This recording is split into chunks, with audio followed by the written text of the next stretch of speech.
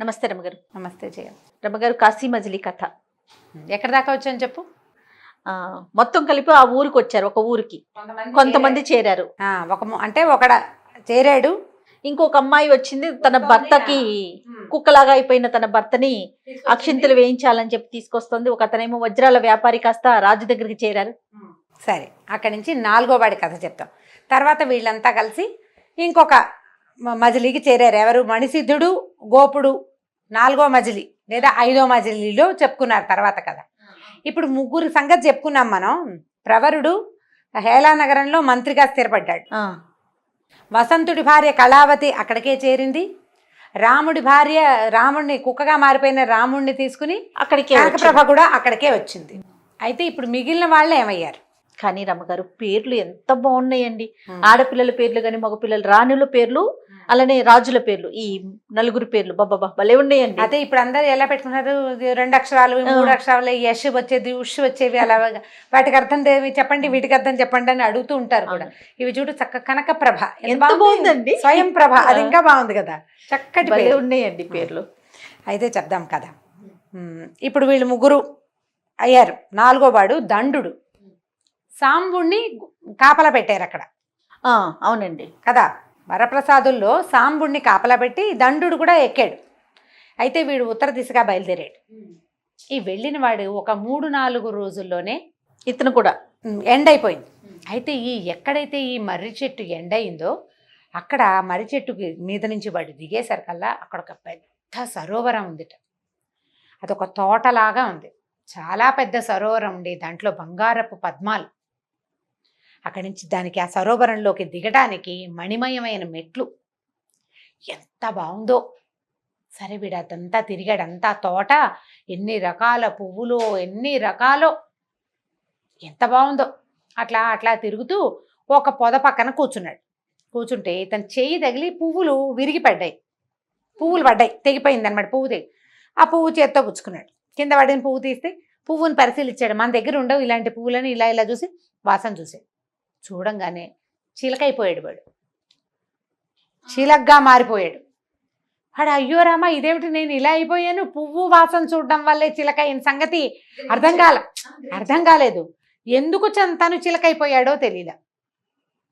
అయితే వాడికి ఊహ తెలుస్తోంది, తను దండుండని, ఇలా వచ్చానని, చిలక అయిపోయానని తెలుస్తోంది. మామూలుగా అవడానికి ఏం చేయాలో తెలియదు.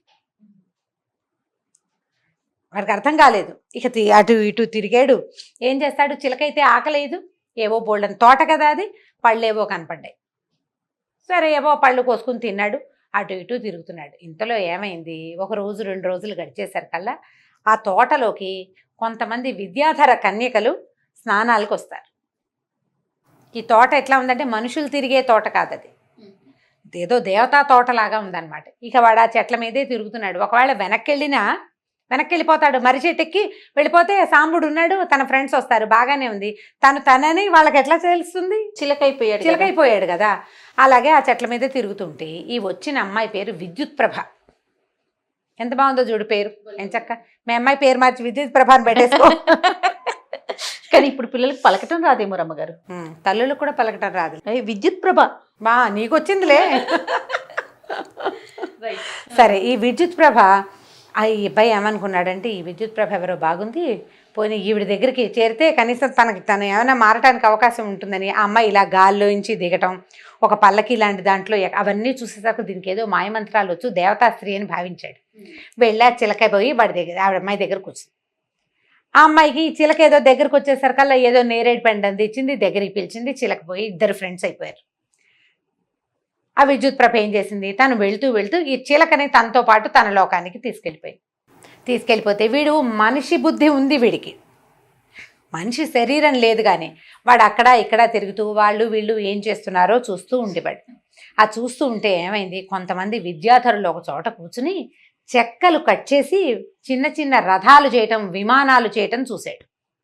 అమ్మో, వీళ్ళ దగ్గర ఏదో విద్య ఉందని ఇక ఎంతసేపు ఆ విద్యుత్ ప్రభ ఆవిడ దారిని ఆవిడ ఆడుకుంటూ వీడు పరిగెత్తుకుంటూ పోయి ఈ పని ఎక్కడ చేస్తారో అక్కడ కూర్చునేవాడు.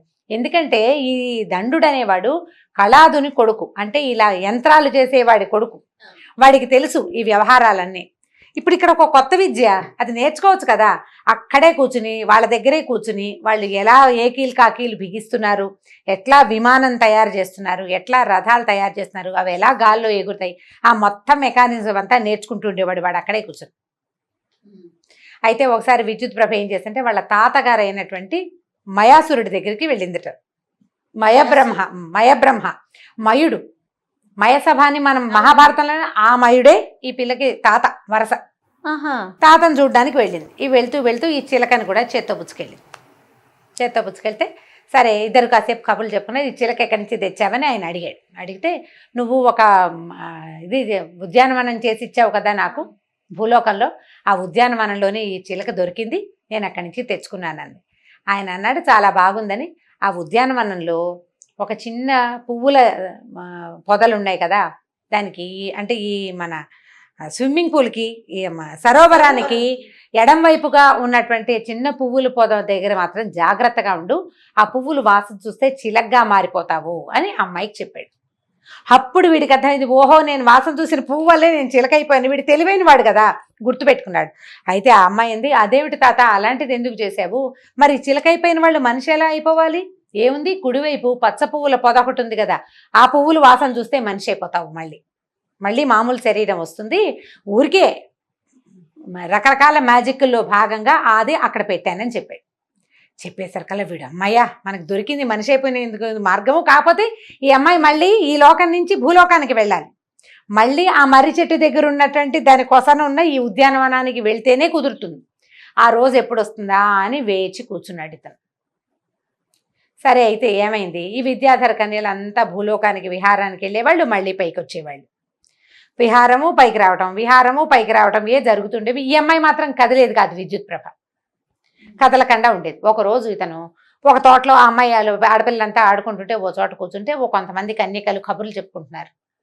ఏమైందో తెలుసా, ఆ భూలోకంలో పెద్ద మర్రిమాన్ ఉందే, ఆ మర్రిమాన్ దగ్గర కూడా ఒక చెరువు ఉంది కదా. ఎప్పుడైతే వీళ్ళు మొట్టమొదటి మర్రిమాన్ దగ్గర చేరారు, అక్కడ ఒక చెరువు ఉందనే కదా ఆ మర్రి చెట్టు దగ్గర కూర్చున్నారు వీళ్ళు.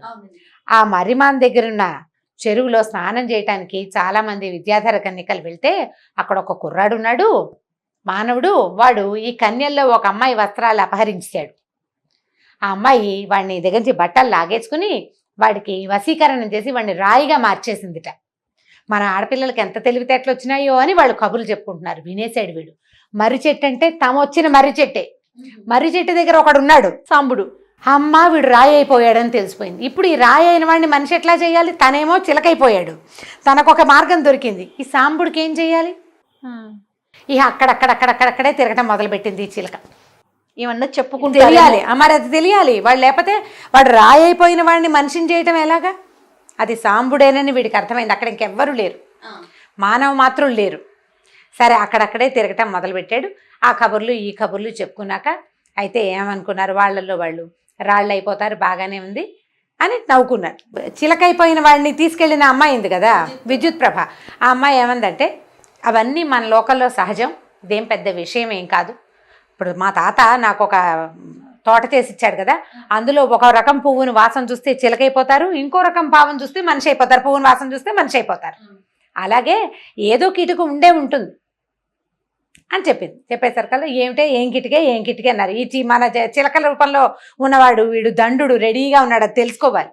ఏంటంటే ఆ మర్రి చెట్టు కింద పెద్ద పెద్ద తీగలు ఉన్నాయి కదా, పెద్ద ఆకులు ఉన్న తీగలు, ఆ తీగ రసం తీసి నీళ్లలో కలిపి చల్లితే ఆ రాయిగా ఉన్నవాడు మనిషి అయిపోతాడు. వీడు అమ్మయ్య మనవాడు మనిషి అవడానికి మార్గం దొరికిందని ఈ విద్యుత్ ప్రభ ఎప్పుడు వెళ్తుందా అని చూశాడు. ఇంకా కొన్నాళ్ళు పోయాక ఒకరోజు ఆవిడ తన పుట్టినరోజు వచ్చింది ఆ విద్యుత్ ప్రభకి. విహారానికి ఫ్రెండ్స్ అందరినీ తీసుకుని ఆ తోటకు బయలుదేరింది భూలోకంలోకి. ఇన్నాళ్ళు వీడు విద్యాధర లోకంలో ఉన్నాడు. అక్కడి నుంచి పెద్ద పల్లకి ఏదో ఎక్కారు యంత్రం లాంటిది, అది కాస్త తీసుకొచ్చి ఇక్కడ దింపింది. చిలకతో సహా దిగింది. వీడేం చేశాడు, గబగబా వెళ్ళి ఆ పువ్వుల గుత్తి, పసుపచ్చ పువ్వుల గుత్తి చెట్టు ఎక్కడంతో చూసుకుని ఆ చెట్టు దగ్గర నుంచి ఆ పువ్వు వాసన చూశాడు ముక్కుతోటి. చూడంగానే చెక్కమని మనిషి అయిపోయాడు. ఆ విద్యుత్ ప్రభ కాస్త చూసేసింది. చూసేసి ఎవరు నువ్వు, ఇలా ఎలా మారిపోయావు అని అడిగితే, నేను ఫలానా వాణ్ణి, ఆ పువ్వు వాసన చూసి చిలకైపోయాను, వేరే మార్గం లేక నీతో వచ్చేసాను. మీ తాత దగ్గర ఈ మార్గం తెలిసింది, నేను మా మనిషి అయిపోవడం కోసం నువ్వు ఎప్పుడు వస్తావా అని చూస్తున్నాను అనేసరికల్లా ఆ అమ్మాయికి బోళ్ళంత సంతోషం వచ్చేసింది. నీకు తెలుసా మా తాత నాకు ఇదివరకు చెప్పాడు నువ్వు ఒక మానవుడితో వివాహం అవుతుందని, అది నువ్వే అయి ఉంటావు, అందుకని ఇన్ని నెలల పాటు నువ్వు నాతోటే ఉన్నావు, నన్ను పెళ్లి చేసుకోమని అడిగేసరికల్లా ఈ అబ్బాయి ఏమన్నాడంటే, అమ్మ నేనేమో మనిషిని, మీ వంశం వాడినే మయుడు వంశం అంటే ఇలా యంత్రాలు అవి తయారు చేయటమే కదా మయుడి లక్షణం. మన ఒక వంశం వాళ్ళమే అయినప్పటికీ నువ్వేమో విద్యాధర కన్యవి, నేనేమో మామూలు మనిషిని, నీకు నాకు వివాహం ఎట్లా పొసుగుతుందంటే, ఎందుకు పొసగదు మా తాత ముందే చెప్పాడు నన్ను పెళ్లి చేసుకోవాల్సిందే నువ్వు. సరే అక్కడి నుంచి వాళ్ళిద్దరూ పెళ్లి చేసేసుకున్నారు.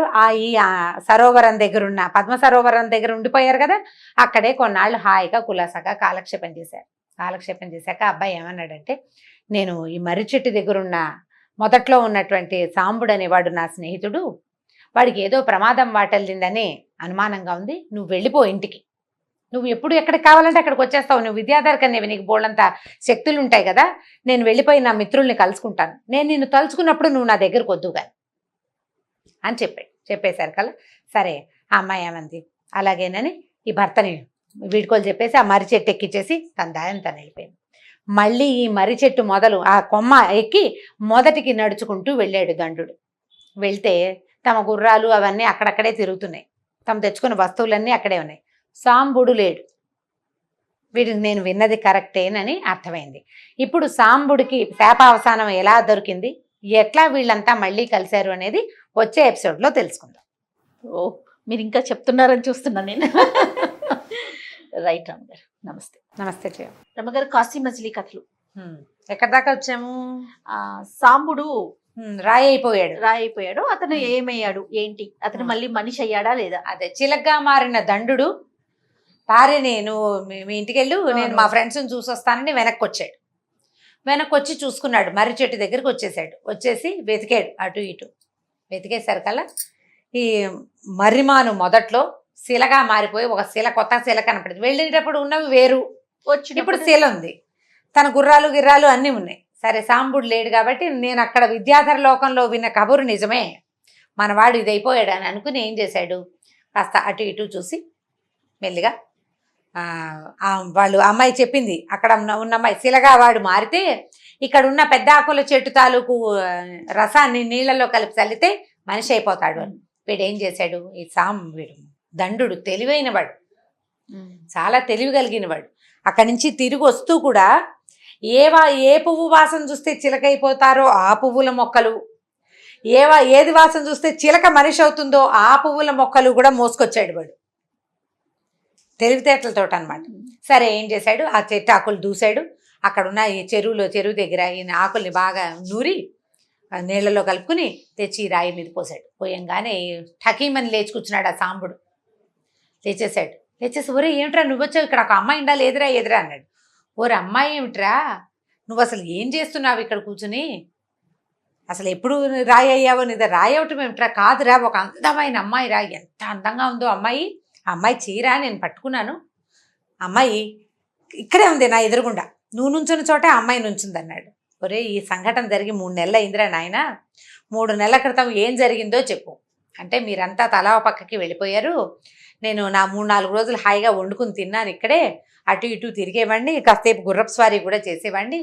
ఒకరోజు చాలా మంచి వాసనలు ఘుమఘుమలాడుతూ వాసనలు వచ్చినాయి, బోల్డని పువ్వులు, గంధము, కర్పూరము, ఏలకలు అలాంటి మంచి మంచి వాసనలు వచ్చినాయి. చాలామంది అందమైన అమ్మాయిలు వచ్చారు, వాళ్ళంతా బట్టలు విప్పి ఇక్కడ పెట్టి చెరువులో దిగారు స్నానానికి. దిగేసరికల్లా నేను సరే ఎవరో కొత్త వాళ్ళు కప్పుకొని ఏం చేస్తాను లేని చెట్టు ఎక్కి కూర్చున్నాను. అందులో ఒక అమ్మాయి ఎంత బాగుందో, ఎంతో బాగుంది.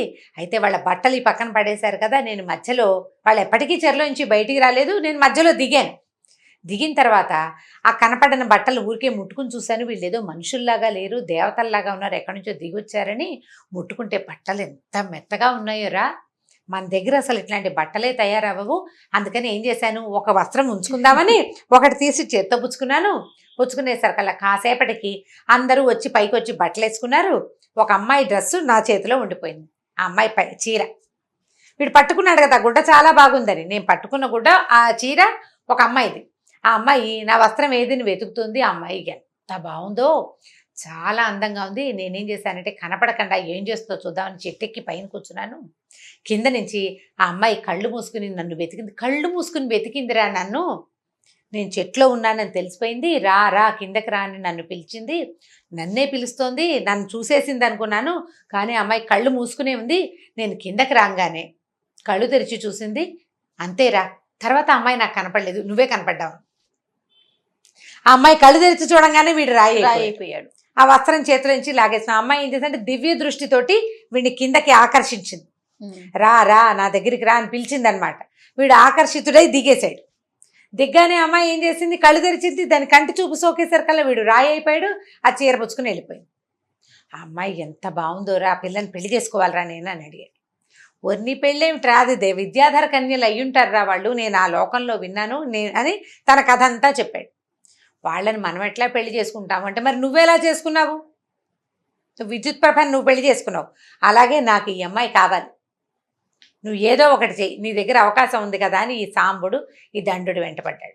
సరే దండుడు ఏమన్నాడు, అయితే ఉండు మనం ఇక్కడే ఉందాం, వీళ్ళు మళ్ళీ స్నానాలకి ఖచ్చితంగా వస్తారు, వాళ్ళకి నెల 2 నెలలకోసారి 3 నెలలకోసారి అట్లా అలవాటు ఉంది, కొన్నాళ్ళు ఇక్కడే ఉందాం చూద్దాం. ఈసారి వచ్చినప్పుడు ఆ అమ్మాయి వస్త్రం రంగు గుర్తుంది కదా, ప్రత్యేకమైన కలర్, అది పింక్ లేత రంగు, రత్నావళి రంగు కాదు, దాన్ని ఏమంటారు చంద్రకాంత రంగు అనేదో చెప్తాడు. చంద్రకాంత అంటే పింక్ అనమాట, రాణి పింక్ లాంటిది. వస్త్రాన్ని తీసేసుకో, నువ్వు తీసేసుకో. ఆ అమ్మాయి పిలిచినా నువ్వు రావద్దు, చూద్దాం ఏమవుతుందో. పిలిచినా నువ్వు రావద్దు, ఈ లోపల నేను విద్యుత్ ప్రభని అడుగుతాను సహాయం అని చెప్పాడు. ఒక 10 రోజులు గడిచినా ఇద్దరు కులాసాగా కాలక్షేపం చేశారు. అక్కడక్కడ ఏం చూశాడు, ఏం చేశాడు, అసలు ఆ విమానాలు చేయటం అక్కడ నేర్చుకొచ్చాడు కదా, అవన్నీ డిస్కషన్ పెట్టి చెప్పుకున్నారు. ఇంతలో ఒక పూట నిజంగానే ఘుమఘుమలాడుతూ మంచి వాసనలు వచ్చినాయి. బోళ్ళంతమంది విద్యాధర కన్యకలు వచ్చేసారు. వాళ్ళు పౌర్ణమికి ముందు అమావాస్యకు ముందర లెక్క ఉందనమాట. అప్పుడు భూలోకంలో విహారానికి వస్తారు. ఇక్కడ మానవ మాత్రులు ఉండరు కాబట్టి ఇక్కడికి వచ్చారు. ఈసారి మొత్తం అంతా గుంపంతా రాగానే బట్టలు జాగ్రత్తగా పెట్టుకుంటే మళ్ళీ ఏ మానవుడో వస్తాడు, ఏ రాయో అయిపోతాడు అని అందరు నవ్వుకున్నారు. కానీ వాళ్ళు చూశారు, నువ్వు రాయిని ఒకడిని రాయిని చేసావు, వాడు ఇక్కడ లేడు అంటే వాడు మామూలుగా అయిపోయాడనమాట. ఎవరు వీడిని మనిషిని చేసి ఉంటారు అని ఆలోచిస్తున్నారు. సరే స్నానాలకు దిగ్గానే వీడేం చేశాడు, గుర్తుగా ఆ అమ్మాయి వస్త్రాన్ని సంగ్రహించేశాడు. సంగ్రహించేసి పైన కూర్చున్నాడు, మళ్ళీ పైకి ఎక్కేశాడు. రెండో వాడు ఉన్నాడు ఇప్పుడు దండుడు, వీడు కొంచెం ఇంకా అవతల పక్కగా దాక్కున్నాడు, చూద్దాం ఏం జరుగుతుందని. సరే అందరూ ఆడపిల్లలు బయటకు పైకి వచ్చిన విద్యాధర కన్యకలు అందరూ బట్టలు వేసేసుకున్నారు. ఈ అమ్మాయి చీర కనపడదు. మళ్ళీ మానవుడు వచ్చాడు, దీని చీర పట్టుకుపోయాడని అందరూ ఎక్కిరిచ్చి నవ్వారు. ఈ అమ్మాయి ఎక్కడున్నాడో చూస్తే పైన ఉన్నాడు తెలిసిపోయింది. కళ్ళు మూసుకుని పిలిచింది ఆవాహన, రా రా అని. ఎంత పిలిచినా సరే నేను రానంట మొదలుపెట్టాడు. నువ్వు పిలిచినా సరే నేను రాను, కిందటిసారి వస్తే నువ్వు నన్ను రాయం చేసి పారిపోయావు, నేను రానన్నాడు. అనేసరికల్లా నువ్వు రాకపోతే వస్త్రం లేకుండా నేను పైకి వెళ్ళకూడదు, మా లోకానికి రానివ్వరు, ఇచ్చేవా ప్లీజ్, నా వస్త్రం ఇచ్చేయమని బతిమలాడడం మొదలుపెట్టింది. ఇంతలో ఈ దండుడి దగ్గరకు వచ్చాడు. అది చూసరికి కంగారు పడింది అమ్మాయి. పైన ఒకడు ఉన్నాడు, కింద ఒకడు ఇంకోటి కనిపిస్తున్నాడు. కంగారు పడేసరికల్లా ఆ అమ్మాయిని అడిగాడు, నీ పేరేమిటి, నువ్వెవరు అంటే, నా పేరు రాగమంజరి, నేను విద్యాధర కన్యకని, మేము ప్రతి నెల ఇక్కడ స్నానానికి వస్తాం, ఈ మానవుడు నా వస్త్రం తీసుకున్నాడు, పైన ఉన్నాడు చూడండి అనేసరికల్లా, వాడు నా సోదరుడే, వాడు నిన్ను వలచాడు, వివాహం చేసుకో, నీ వస్త్రం నీకు ఇచ్చేస్తాడు, పెళ్లి చేసుకోమన్నాడు. అనేసరికల్లా రాగమంజరి అంటుంది, పెళ్ళికిళ్ళి నేను చేసుకోకూడదు, అట్లా మా వాళ్ళు ఎవరు ఒప్పుకోరు, నేను మానవుల్ని వివాహం చేసుకోకూడదంటే, అయితే నీకు కనపడే మానవుని వివాహం చేసుకున్న విద్యాధర కన్యకని నీకు చూపించనా అని అడిగాడు. అని అడిగి విద్యుత్ ప్రభని పిలిచాడు. విద్యుత్ ప్రభ ఏంటి, ఎప్పుడు కావాలంటే అప్పుడు వచ్చేస్తుంది, అదే కదా, డింగ్ మన ప్రత్యక్షమైందనమాట. అప్పుడు ఈ రాగమంజరి చూస్తుంది, నువ్వు ఎందుకు ఇక్కడ ఉన్నావు ఏంటంటే, ఇదిగో ఈ వస్త్రం. అప్పుడు సరే మానవులతో విద్యాధరులకి వివాహ నిషేధం లేదు, చేసుకో, మన సమయం అయిపోయిన తర్వాత వాళ్ళ సమయం అయిపోయాక వాళ్ళు చచ్చిపోతారు, వీళ్ళు వెళ్ళిపోతారు అని చెప్పి సరే ఏం చేసింది, ఈ అమ్మాయిని ఒప్పించి ఆ సాంబుడికి ఇచ్చి పెళ్లి చేశారు. ఈ సాంబుడు రాగమంజరి హాయిగా వాళ్ళు కూడా కులాసాగా కొన్నాళ్ళు కలిసి ఉన్నారు. విద్యుత్ ప్రభ కూడా వాళ్ళతో ఇక్కడ ఉంది. కొద్ది రోజులు గడిచాక ఏంటంటే, వీళ్ళు కొంత సమయం తర్వాత మళ్ళీ తమ లోకానికి వెళ్ళిపోవాలి, వాళ్ళ నియమం అది, మళ్ళీ వస్తారు ఎప్పుడు కావాలంటే అప్పుడు. సరే రాగమంజరిని విద్యుత్ ప్రభని ఇద్దరిని పంపించేశారు. పంపించాక వీళ్ళు ఏమనుకున్నారంటే, ఒరే పెళ్ళిళ్ళు చేసుకున్నాం, సంతోషంగా ఉన్నాం, బాగానే ఉంది, మిగిలిన ముగ్గురు ఏమయ్యారు, ముందు వెళ్ళిపోయారు. వసంతుడు వెళ్ళాడు, రాజకుమారుడు, మన రాజకుమారుడు, మనకి కాబోయే రాజు, అతను ఏమయ్యాడు. అక్కడి నుంచి రాముడు వెళ్ళాడు, వాడేమయ్యాడు. ప్రవరుడు వెళ్ళిపోయాడు, వాడేమయ్యాడు. మనం మిగిలిపోయాం. పదా అని ముందు వసంతుడు వెళ్ళిన వైపు వెళ్ళి చూద్దాం. ఈసారి ఇద్దరం ఉన్నాం కదా, ఈసారి ఇద్దరం ఉన్నాం, మనకు తోడు, ఒకళ్ళకొకళ్ళని తోడున్నాం, చూద్దామని చెప్పి ఏం చేశారు, ఈ కొమ్మలు ఎంత పెద్దవి అవన్నీ వాళ్ళకి తెలుసు, బాగా తెలిసిపోయాం. ఫస్ట్ టైం వెళ్ళేటప్పుడు కొంచెం భయం కొత్తగా భయంగా అనిపిస్తుంది. ఉంటుంది. సరే పద గుర్రాలు వేసుకుని వెళ్ళిపోదామని చెప్పేసి చెరుకో గుర్రం ఎక్కి ఈ వసంతుడు వెళ్ళిన తూర్పు వైపు కొమ్మకి పరిగెత్తారు, అటువైపు వెళ్ళారు. వెళ్ళేసరికల్లా సేమ్ వసంతుడు వెళ్ళినట్టుగానే ఒక ఖాళీ ప్రదేశం, తర్వాత పెద్ద దారులు, ఒకటే రకంగా ఉన్న బిల్డింగులు, ఒక పెద్ద కోట పురాతనంగా కనపడేది, దానికి ఒక రహస్యమైన తలుపు కనపడేది. ఇవన్నీ చూసుకుని లోపలికి వెళ్ళేసరికల్లా కొస ప్రాణంతో కొట్టుమిట్టాడుతున్న వసంతుడు కనపడ్డాడు వాళ్ళకి. అక్కడ వాడి వరని అరగదీసేసింది కదా ముసలమ్మ, సగం ప్రాణంతో ఉన్నాడు, చచ్చిపోలేదు వాడు, బతికే ఉన్నాడు. మెడ తెగిపోయింది సగం, కొట్టుకుంటున్నాడు అర ప్రాణాలతో, కేకలు పెట్టాడు దండుడు, ఒరే ఇక్కడ ఉన్నాడు రా వసంతుడు, రాజకుమారుడు ఇట్లా పడిపోయాడని. సరే అప్పుడు వసంతుడి ప్రాణాలు ఎందులో ఉన్నాయి, ఆ వర కత్తిలో ఉన్నాయి. ఆ కత్తి ఎక్కడుంది, వర ఎక్కడుంది అని వెతకడం మొదలుపెట్టారు ఇద్దరు.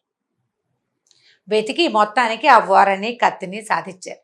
వీళ్ళకి ఎలా తెలిసిందండి? వాళ్ళకి తెలుసు, ఎందుకంటే వీళ్ళంతా ఒకే రాజ్యం నుంచి వచ్చిన వాళ్ళు కదా, ఫ్రెండ్స్ కదా. ఈ ప్రాణాలని తీసి ఒక చోట ఉంచటం అనేది ఒక ప్రత్యేకమైన విద్య. వీళ్ళు కలిసి చదువుకున్నారు.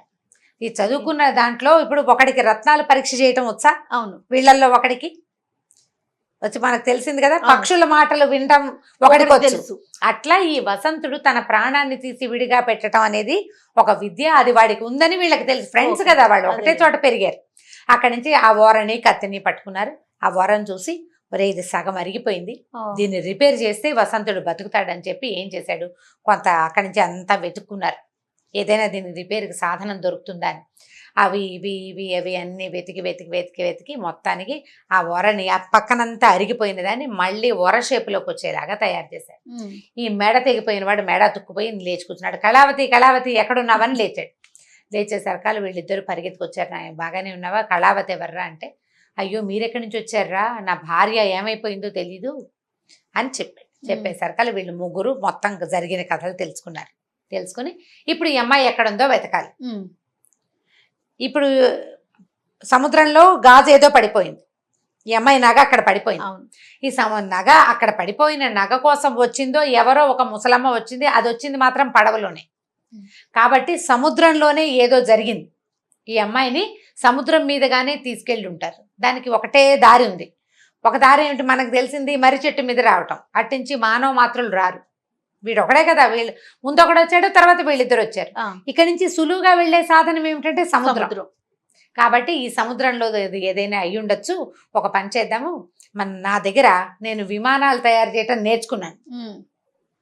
ఇక్కడంతా బోల్డన్ చెట్లు కొమ్మలు బోల్డన్ ఉన్నాయి, వీటిలో ఉన్న సాధనంతో మనం ఓ చిన్న విమానం చేసుకుందాము, ఈ అమ్మాయిని వెతుకుతాం, సముద్ర తీరం వెంబడి వెళ్ళామంటే ఎక్కడైనా దొరుకుతుంది మనకి, ఏ నగరం కనబడితే ఆ నగరంలో ఆగుదామన్నాడు. అక్కడి నుంచి ఏం చేశాడు, చుట్టూతా ఉన్న మొక్కలు కొమ్మలు అవి ఇవి కొట్టి కరెక్ట్గా తన విద్యాధర లోకంలో ఏం నేర్చుకున్నాడో ఆ రథాన్ని తయారు చేశాడు, కీల్ రథాన్ని. ఆ రథం మీద ఎక్కి ఒక్కో ఊరు చూసుకుంటూ వెళ్దాం. అది ఆకాశ మార్గంలో వెళ్తుంది, పైనుంచి చూస్తే ఏరియల్ సర్వే లాగా కింద ఉన్నది కనపడుతూ ఉంటుంది కదా. సరే ఒక కీల్ రథం చేసుకున్నారు, ముగ్గురు ఈ రథాన్ని ఎక్కి బయలుదేరారు. ఇప్పుడు ఈ సముద్రం తీరం వెంబడే వెళ్తే ఏమొస్తుంది, వంగరాజ్యము, దానికి రాజధాని అయిన హేలాపురం. ఏ హేలాపురంలో అయితే ప్రవరుడు ఉన్నాడో, కళావతి చేరిందో, రాముడు అతని అంటే కుక్కగా మారిపోయిన వాడు అతని భార్య ఎక్కడికి చేరారో ఆ హేలా నగరానికి వీళ్ళు కూడా చేరతారు. ఈ నగరం దీనికి బయలుదేరి ఏమనుకున్నారంటే, ఏదైనా ఊరు వచ్చినప్పుడు మనం వెళ్ళొద్దురా, ఊళ్ళో విషయాలు తెలుసుకోవడం కోసం ఈ కీల్ రథాన్ని ఒక చోట పెడదాం, అది డిస్మాంటిల్ చేసినా పర్వాలా, మళ్ళీ 4 చెక్కలు దొరికితే మనం రథం చేసేసుకోవచ్చు, ఆ రథం ఎక్కి వెళ్ళిపోదాము అని చెప్పి బయలుదేరారు. ఈ వెళ్లే దారిలో మొట్టమొదట వాళ్ళకి హేలా నగరమే దొరికింది. దొరకగానే ఏం చేశారు, ఊరు మొదట్లో దిగేసి ఈ కీల్ రథాన్ని ఒక మూల ఎక్కడో దాచేశారు. ఏ ముక్క విడదీసేస్తే అది అసలు దాంతో ఇది చెయ్యొచ్చు అని కూడా ఎవరికీ తెలియదు. కావలసినప్పుడు బిగించేసుకోవటమే, నట్లు బోల్ట్లు పెట్టి. దాన్ని వదిలేసి ముగ్గురు కాలు నడకని ఊళ్ళోకి బయలుదేరారు. ఈ ఊళ్ళోకి వెళ్తూ ఉంటే సత్రం బయట ఒక ఫోటో కనపడింది వాళ్ళకి. ఈ ఫోటో ఎక్కడో చూసాను రాని ఫోటో కేసే చూస్తున్నారు. ఇది ఫోటో అంటే ఇప్పుడు మళ్ళాగా ఇట్లా ఛాయాచిత్రం కాదు కదా, చేత్తో వేసే దాంట్లో వేగ్గా పోలికలు కనపడతాయి. ఈ పిక్చర్ ఎలా ఉందంటే ప్రవరుడి ఫోటో లాగా ఉంది. మనం ముందు కథలో చెప్పుకున్నాం, ప్రవరుడు ఏం చేశాడు, తన చిత్రపటాన్ని గీయించి సత్రం దగ్గర పెట్టించాడు. ఆ పిక్చర్నే చూస్తూ నుంచున్నారు వీళ్ళు. ఓకే. వీళ్ళు అదే పనిగా చూస్తున్నారు. చూస్తుండేసరికి 4 సైనికుల దగ్గరకు వచ్చారు. బాబు మీరు ఏ ఊరండి అని. ఏదో ఊరు అంటే సరే పదండి మా మంత్రి గారి దగ్గరికి వెళ్దాం అన్నాడు. అదేమిటి ఒక ఫోటో కేసు చూస్తేనే పిలుస్తాడా మీ మంత్రి అంటే, అంతేనండి ఈ పిక్చర్ పెట్టిందే అందుకు, మీరు చూశారు కాబట్టి మిమ్మల్ని తీసుకెళ్లాల్సిందే మేము. సరే ఆ మంత్రి ఏమిటో వాడి తెలివి ఏమిటో చూద్దామని సరేనని బయలుదేరారు. వీళ్ళ ముగ్గురిని మంత్రి గారి దగ్గరికి తీసుకెళ్లారు. తర్వాయి భాగం మళ్ళీ విందాం. చాలా బాగుంది రమ్మ గారు. ఓకే, నువ్వు ఇంకా నేను చెప్తానని చూస్తున్నాను. రైట్. నమస్తే రమ్మ. నమస్తే రమ్మ గారు, కాశీ మజిలీ కథ ఎక్కడ దాకా వచ్చాము? చిత్రపటం చూశారు, చూడగానే సైనికులు వచ్చారు తీసుకెళ్తే సరే వీళ్ళు ఏమనుకున్నారు, చూద్దాం అసలు మంత్రి ఎవడో, ఇట్లా మన ప్రవరుడు లాంటి చిత్రపటం ఎందుకుంది, వీడేమన్నా ఎక్కడైనా ఇరుక్కున్నాడా, మన ముగ్గురం 3 చోట్ల స్ట్రక్ అయ్యాం, వీడెక్కడ స్ట్రక్ అయ్యాడు, వెళ్తే కదా మనకు తెలిసేది. సరే వెళ్ళేసరికల్లా అప్పుడు ఒక కుర్రాడు ఒక ఆయన కనిపించాడు. చక్క మంచి పటాటో పంగా అవతారం ఉంది, తల మీద ఒక క్యాపు గీపు బ్రహ్మాండంగా ఉంది. సరే ఆ చిత్రపటం ఏమిటి, ఎవరు మీరు ఎక్కడి నుంచి వచ్చారు ఏమిటి అని అడిగేశారు కదా. ఆ చిత్రపటం మా స్నేహితుడైన ప్రవరుడు, మా సోదరుడు, అలాంటి పోలికలు కలిగి ఉన్నాయని మేము దానికోసం చూస్తున్నాము. ఈ చిత్రపటం పెట్టడం ఏమిటి, అది చూడంగానే చూసిన వాడిని చూసినట్టు మీరు పట్టుకురావటం ఏమిటి, ఇదే ఏమిటి ఈ ఊళ్ళో పద్ధతులు ఏమిటి, మేము విచిత్రమైన ఊళ్ళు బోళ్ళని చూసాము, ఇలాంటి విచిత్రమైన ఊరు ఇదే చూస్తున్నామంటే ప్రవరుడు నవ్వాడు. అన్నలారా నన్ను గుర్తుపట్టలేదురా మీరు అని. తీరా చూసుకుంటే ఒకళ్ళకొకళ్ళు తెలుసుకుని ఊరిని నువ్వు ఇక్కడికి ఎలా చేరావు ఏమైంది, ఒకళ్ళకొకళ్ళు మాట్లాడుకున్నారు. ఇంతలో సైనికులు ఒక భార్యాభర్త జంట ఆ పటాన్ని చూస్తున్నారని, ఆ పటాన్ని చూస్తున్న భార్యాభర్తలను కూడా తీసుకొస్తున్నామని చెప్పేసరికి వీళ్ళు అనుకున్నారు, ఓహో ఇంకొకడు చూస్తున్నాడంటే వాడు రాముడు ఉంటాడు, 3 వచ్చారు, 4వ వాడు ఇక్కడ ఉన్నాడు, ఎవడైనా ఆ పటం కేసు ఇంకోటి ఎవడు చూస్తాడు, వీళ్ళే చూడాలి కాబట్టి రాముడు వస్తున్నాడని గబగబా పరిగెత్తుకుంటూ బయటికి వెళ్ళారు. భార్య భర్త నడిచొస్తూ కనిపించారు. కనకవల్లి కనకప్రభ రాముడు వచ్చేసరికల్లా సరే ఎలా వచ్చావు, ఎక్కడి నుంచి వచ్చావు, ఏమిట్రా నువ్వు ఎలా వచ్చావు, ఈ భార్య ఏమిటి, ఈ పెళ్ళి ఏమిటి అని కనుక్కున్నారు. ఈ జరిగిందంతా చెప్పారు. ఏ హేలానగరం తాలూకు మొదట లోపలికి వచ్చేటప్పుడే ఉన్న సత్రంలో ఒక వృద్ధ బైరాగి ఉన్నాడు. ఈ అమ్మాయి ఆ సత్రంలోకి కుక్కను తీసుకుని వెళ్ళింది. వెళ్ళేసరికల్లా అక్కడ ఒక బైరాగి కూర్చున్నాడు. ఆయన చేయి అన్నాడు కుక్కని. అనేసరికల్లా ఈ అమ్మాయి ఏం చేసిందంటే ఆయన దగ్గర కూర్చుని, నేను ఒక రాజకుమార్తెని, నా మొహాన్ని ఇలా మార్చేశాడు ఒక కోయవాడు, నా భర్తని కుక్కని చేశాడు, హేలానగరంలో ఒక వైరాగి ఉన్నాడని, ఆయన మంత్రాక్షతలు చల్లితే కుక్క మనిషి అయిపోతాడని కోయవాడు చెప్పాడు, నేను ఇప్పుడే వచ్చాను, నాకు ఏదైనా సహాయం చేయమని అడిగేసరికి ఆయన నవ్వేట బైరాగి. నేనేనమ్మా ఆ బైరాగిని అని చెప్పి ఉండని ఆయన బ్యాగులోంచి లోపల జోలు ఉంటుందిగా, జోలులోంచి బియ్యం తీసి మంత్రించి ఆ కుక్క మీద చల్లేసరికల్లా కుక్క కాస్త మామూలుగా రాముడుగా మారిపోయాడు. అతనికి తెలుస్తోంది జరుగుతున్నదంతా, అమ్మాయి వెనకాలే వస్తున్నాడు కదా. అక్కడి నుంచి ఇద్దరు ఆ బైరాకి దండం పెట్టారు, మీ వల్ల మేము ఇలా బయటపడ్డాము, నేను ఫలానా దేశపు మంత్రి గారి అబ్బాయినని చెప్పేసరికల్లా సరే బయటకు వచ్చారు. అక్కడ ఏదో అన్నం తిన్నారు, ఆ ఫోటో డ్రెస్ తీసుకున్నారు. అటు ఇటు చూస్తుంటే ఈ సత్రం బయట ఉన్న ఫోటోను చూశారు. వాళ్ళు చూసేసరికి వాడు అదే పనిగా చూస్తూ రాముడు ఈ పటం ఇలాంటి పోలికలు ఉన్నవాడే నా స్నేహితుడు, వాడి పేరు ప్రవరుడు అని చెప్తున్నాడు. సైనికులు పట్టుకున్నారు, భార్యని భర్తని తెచ్చారు.